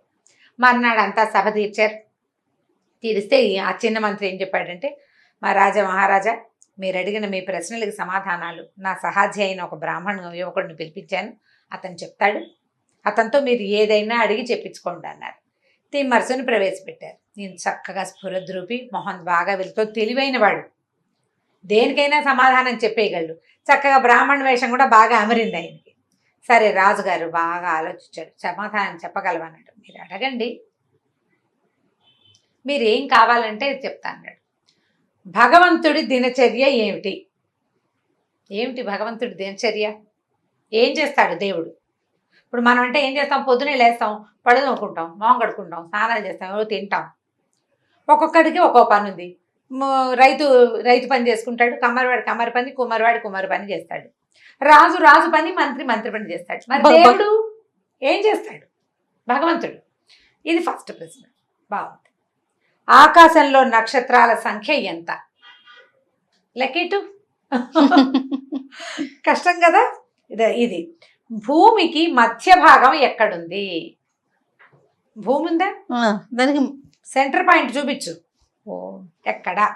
ఇవి 3 ప్రశ్నలు. సరేనన్నాడు. ఇంతేనా? ఈ ప్రశ్నలకు సమాధానం ఏం కష్టం, చాలా ఈజీ. ముందు మీ మొదటి ప్రశ్నకి చూద్దాం. భగవంతుడి దినచర్య ఏమిటి? మీరు ఒక్క పని చేయండి, మీరు ఇప్పుడు రాజుగారు సింహాసనం మీద కూర్చున్నారు, మీ వస్త్రాలన్నీ ఊడదీసి నాకు ఇవ్వండి, నా వస్త్రాలు మీరు ధరించండి. భగవంతుడు రాజు, మనకి ప్రభువు. ఇప్పుడు నేనేం చేస్తానంటే రాజు ఏం చేస్తాడో చెప్పాలి మీకు. మనకు ప్రభు అయిన వాడు ఏం చెప్పాలంటే ప్రభు స్థానంలో ఉండి కదా చెప్పాలి. నేను ఇలా నేల మీద ఉంచు నీకు చెప్తే ఎట్లా? నన్ను ప్రభువుని చేయండి, నేను ప్రభు స్థానంలో ఉండి ప్రభువు, ప్రపంచానికి ప్రభు అయిన వాడి దినచర్య ఏమిటో చెప్తానన్నాడు. సరే, రాజుగారు కొంచెం ఆలోచించాడు. ఏదో అంటే మన సభికులందరూ ఉద్విగ్నంగా చూస్తారు, చుట్టుపక్కల ఉన్న వాళ్ళు రాజుగారికి పెట్టాడు రేపు ఇడి అని అర్థమవుతోంది కదా. సరే, ఏం చేశాడు, తలపాగా తీశాడు, ఉత్తరీయం తీశాడు, పైన ఒక పెద్ద చొక్కా వేసుకున్నాడు, ఆ చొక్కా గిక్క పైన ఉన్న నగలు అన్నీ తీసి అక్కడ పెట్టారు. కాస్త పక్కకెళ్ళి ఆయన నగలు తీసి ఈయన వేసుకున్నాడు. ఆయన కట్టుకున్న సాధారణమైన కాటన్ పంచ ఉత్తరీయము రాజుగారు రాజుగారు వేసుకున్నారు. ఇప్పుడు తిమ్మరసు గారు సింహాసనం ఎక్కాడు. ఏయ్. తిమ్మరసు నుంచున్న చోట రాజు నుంచున్నాడు. సమాధానం చెప్పాలి కదా. ఇదే చేస్తాడు భగవంతుడు. ఒక్క క్షణంలో రాజుని పేద బ్రాహ్మణ్ణి చేసేసాడు. ఒక పేద బ్రాహ్మణ్ణి రాజుని చేశాడు. ఈ ప్రపంచంలో ఉన్న ఎన్ని కోట్ల మందిని ఎవరిని ఏం కావాలంటే అది చేస్తాడు. అదే ఆయన దినచర్య. ఒకటే నిమిషం పట్టింది చూడు. ఇప్పుడు రాజుగారు ఎక్కడ నుంచున్నాడు? కాదు కూడదనడానికి వీల్లేని పొజిషన్లో నుంచున్నాడు. ప్రభువుని కాదనడానికి వీలే లేదు. ఏది నువ్వు రాజుని కాదని చూద్దాం, ఏమవుతుంది? తల ఉత్తరించబడుతుంది. భగవంతుడి కాదంటే అప్పుడు జరిగేది అదే. ఇక ఆయన మాట్లాడలే. చాలా బాగుంది. సభికులందరూ చప్పట్లు కొట్టేశారు. దొరికాడు రాజు, బాగా అయిందనుకున్నాడు. సరే ఆయన సమాధానం పడ్డాడు. మరి రెండో ప్రశ్న అన్నాడు, రేపు చెప్తాను. ఓహో. రెండో ప్రశ్న రేపు పొద్దున్న చెప్తాను అన్నాడు. సభ చాలించారు. అందరు అనుకున్నారు వీడెవడో చాలా తెలివైన వాడు, మామూలు వాడు కాదు. ఇలా రాజుకి ఇంత పెద్ద ప్రశ్నకి, ఇంత జటిలమైన ప్రశ్నకి సింపుల్గా ఆయనతోటే ఆన్సర్ చెప్పించినట్టు చేసేసాడు. రెండో ప్రశ్నకు కూడా బాగానే చెప్తానన్నాడు అనుకున్నారు. రెండో రోజు సభ తీర్చారు. సరే మళ్ళీ తిమ్మరసు గారు కృష్ణదేవరాయలు వెళ్ళి ఈయన దాని ఆయన కూర్చున్నాడు. సభికుల్లో ఆయన కూర్చున్నాడు. సరే ఈయన ఏం చేశాడంటే ఆ నక్షత్రాల సంఖ్య ఎంత అని అడిగాడు. ఈయన ఏం చేశాడు, ఉత్తరీయాన్ని తీసి ఉత్తరీయంలో ఒక ఎంత ఇసుక మూట కట్టుకొచ్చాడు, చూపించాడు. చిన్నప్పటి నుంచి లెక్క పెట్టినానండి నేను. నాకు అంకెలు నేర్చుకున్న దగ్గర నుంచి ఏం చేశారంటే ఒక్కో చుక్కకి ఒక్కొక్క రేణువు చొప్పున వేశా, ఒక డబ్బాలో వేశాను. మీకోసమని చెంగును మూట కట్టి పట్టుకొచ్చాను. ఇవి లెక్కెట్టుకోండి. ఇవన్నీ ఉన్నాయో సేమ్ డిక్టో అవే ఉన్నాయి, పైన కూడా అవే ఉన్నాయి. ఇసుక రేణువులు లెక్కపెట్టు. ఇవి అవి ఒకటే. కాకపోతే నీ చెండా లెక్క తీస్తానన్నాడు రాజు. తప్పకుండా మీరు ఏం చేసినా సరే ముందు ఇవి లెక్క పెట్టండి, కూర్చోండి మీరు. ఇప్పుడు ఇది అది సమానం కాకపోతే చెండా లెక్క తీస్తే చింతపిక్కలు ఏమిటి లెక్క పెట్టడానికి? చింతపిక్కలు ఏమిటి 2 నిమిషాలు లెక్క పెట్టేస్తాం. గుండుగా ఉంటే అయిపోతుంది. ఇసుక రేణువులు ఎట్లా లెక్క పెడతాం? నువ్వు లెక్క పెట్టుకో అని చెప్తున్నాడు. అవి ఒక పళ్ళెల్లో పోయించి ఇవి ఆ నక్షత్రాల సంఖ్య, అవి ఇవి సేము. అప్పుడు ఏం చేయాలి మనం తెలుసుకోవాలంటే, ముందు ఈ రేణువులు లెక్క పెట్టి తర్వాత అవి లెక్క పెట్టాలి. ఇవి రెండు కంపేర్ చేయాలి. రాజుగారు చేయాలి ఆ పని. ఇదే కదా ప్రశ్న. బాగుంది. చిక్కురు మనలేదు రాజుగారు. అందరు చప్పట్లు కొట్టారు, ఊరుకున్నాడు. సరే మూడో ప్రశ్న. ఇక్కడ దొరుకుతాడేమో అని చూస్తున్నారు. భూమికి మధ్య భాగం. భూమికి మధ్య భాగం చాలా కష్టం అండి చూపించడము. 1 రోజు 2 రోజులు పడుతుంది దానికి సమయం. కాబట్టి నేను ఇలా భూమికి మధ్య భాగం, నా దగ్గర ఒక బ్రహ్మాండమైన మంత్రం ఉంది. ఆ మంత్రశక్తితోటి నేను ఆ భూమిని ఎక్కడందో మధ్య భాగం అక్కడ గుర్తు పెడతాను. గుర్తు పెడతా, అక్కడ గుర్తు పెట్టొచ్చి మిమ్మల్ని తీసుకెళ్తాను. గుర్తుపెట్టి రావాలి కదా, అంత దూరము నేను వెళ్ళాలా? సరే అని అన్నాడు. 2-3 రోజులు సమయం తీసుకున్నారు. 3వ రోజు సాయంత్రమో 4వ రోజు పొద్దున వచ్చాడు తిమ్మరసు గారు బ్రాహ్మణ వేషంలో. రాజుగారిని తీసుకుని బయలుదేరాడు. ఇక నడిచారు నడిచారు నడిచారు నడిచారు నడిచారు. ఆ ఊరు దాటేశారు, ఏదో అడవి దాటేశారు, ఇంకోటి ఏదో దాటేశారు. ఏమిటి ఎప్పటికీ రాదు, కాళ్ళు పీకేసి. అదేంటండి ఇంత పెద్ద భూమి, దాని మధ్య భాగం నేను నిన్న మొన్న నడిచి నేను గుర్తుపెట్టాను. మీరు అది చూడాలని కదా మీ ఉద్దేశం. దానికోసం ఏం చేశారు మీరు? ఒక ప్రచండమైన శిక్షను కూడా పెట్టారు మీ మంత్రికి. మీకు అంత తెలుసుకోవాలని ఉంది. అంత తెలుసుకోవాలని ఉన్నప్పుడు ప్రయత్నం చేయొద్దు. మరి మనం నేను నిన్న మొన్న నడిచి గుర్తుపెట్టొచ్చా, మరి మీరు ఇవాళకే గోల పెడితే ఎట్లాగా? మధ్యాహ్నం అయ్యేసరికి ఎండ నిప్పులు తిరిగేస్తోంది. ఎండ ఈయనకి దాహం వేసేస్తోంది, ఆకలి వేసేస్తోంది, కాళ్ళు పీకేస్తున్నాయి, నడవలేడు, అడుగుపడదు. వెళ్ళంతే కుదరదు, కనిపించదు కదా, కనిపించదుగా, వెళ్ళాలిగా. ఇంకా నడిచాడు నడిచాడు, సాయంకాలం దాకా నడిపించాడు. ఇక నా వల్ల కాదనేసాడు ఆయన. భూమధ్య భాగాన్ని నేను తెలుసుకోను, నా వల్ల కాదు. నా వల్ల కాదంటే ఈ తిమ్మరసు భయపెట్టడం మొదలుపెట్టాడు. వల్ల కాదంటే ఎలాగండి, మంత్రం తోటి కదా నేను అక్కడ గుర్తుపెట్టొచ్చాను. మంత్రాధిష్టాన దేవత నెత్తి అణిచేస్తుంది మీది, మీ వల్ల కదా. ఇప్పుడు బ్రాహ్మడిదేముంది, బ్రాహ్మడి బోళ్ళంత క్రియ చేశాడు, అంతా రాజు వల్లే. రాజు ఏది ఆజ్ఞిస్తే బ్రాహ్మడు అది పాటించాలి. ఏదైనా పాపం వస్తే బ్రాహ్మడికి రాదు, రాజుకు వస్తుంది. ధనం రాజుది, ప్రయత్నం రాజుది, కేవలం నీకు సాధనము బ్రాహ్మడు. నీకు సాధనంగా ఉన్నాను, నాకేం లేదు, నీ నెత్తడి చేస్తుంది అది ఆ శక్తి. ఇక భయం వేసేస్తాను. ఇది నా వల్ల కాదు, అడుగు పడదిక్క, నా కాళ్ళు పీకేస్తున్నాయి. ఇంకా కొంత దూరం నడిపించి దగ్గరకు వచ్చేసామని చూపించాడు. ఒక చోట ఒక రాట పాతి ఉంది, ఇదే భూమధ్య భాగం. అవునో కాదో చూసే ఓపికందా రాజుకి? లేదు. బాగా నడిపించి ఆయన అక్కడ శోష వచ్చినట్టు కూర్చుండిపోయాడు. మంచినీళ్ళు ఇప్పించిన ఆయన ఎక్కడైనా నీ మంత్రశక్తితోటి అంటే ముందే ఏర్పరిచాడు ఆయన. ఆ చెట్ల వెనకాల ఉన్నవాడిని ఎవరినో సైగ చేసి మంచినీళ్ళు తెప్పించాడు. రాజు మంచినీళ్ళు తాగి, నా వల్ల కాదు, ఎట్లా చేరుస్తావో నన్ను అంతఃపురాన్ని చేర్చు అంటే, ఇప్పుడు వచ్చేటప్పుడు ఎంత దూరం నడిచి వచ్చారు? ఒక అడ్డదారి ఉంది. ఆ అడ్డదారిలో ఓ బండి ఏర్పరిచి రాజు నా బండి ఎక్కించి ఇంటికి తీసుకెళ్ళిపోయాడు. ఇక మళ్ళీ ఇలాంటి ప్రశ్నలు అడగకూడదు. అప్పుడు వర్ణాడు సభ తీర్చి, ఈయన చాలా గొప్పవాడు, ఈయన చాలా బాగా చెప్పాడు, నీకేం కావాలో కోరుకోమంటే అడ్డదిడ్డమైన ప్రశ్నలు వెయ్యొద్దు. రాజు ఏం చేయాలో అదే చెయ్యి. నీకే సమాధానం తెలియని ఒక ప్రశ్నను అడిగి దానికి శిక్షల్ని ఇదిగా ఇవ్వటం అనేది కఠినమైన శిక్షలు మళ్ళీ అది చాలా తప్పు. ఈ రకమైన పద్ధతులు చెయ్యొద్దని గట్టిగా చెప్పిన తర్వాత సరే అక్కడి నుంచి ఇంకో గుర్రాలని వాటిని ఏర్పరచుకుని ఆ గోపాలపురం వెళ్ళడానికి శ్రీకృష్ణదేవరాయలు తిమ్మరుసు ఇద్దరు బయలుదేరారు. ఆ అమ్మాయిని కలుసుకోవడానికి, కళావతిని కలుసుకునేందుకు, పెళ్లి కూతుర్ని అమ్మాయిని చేసుకోవాలనుకుంటారు కదా, అక్కడికి బయలుదేరి వెళ్ళారు. అక్కడ ఏమైందో వచ్చే ఎపిసోడ్లో తెలుసుకుందాం మనం. తప్పకుండా అండి. నమస్తే రమ్మగారు. నమస్తే. ఈ వీడియో కనుక మీకు నచ్చినట్లయితే లైక్ చేయండి, షేర్ చేయండి. మరిన్ని వీడియోస్ కోసం మా ఛానల్ని సబ్స్క్రైబ్ చేసుకోండి.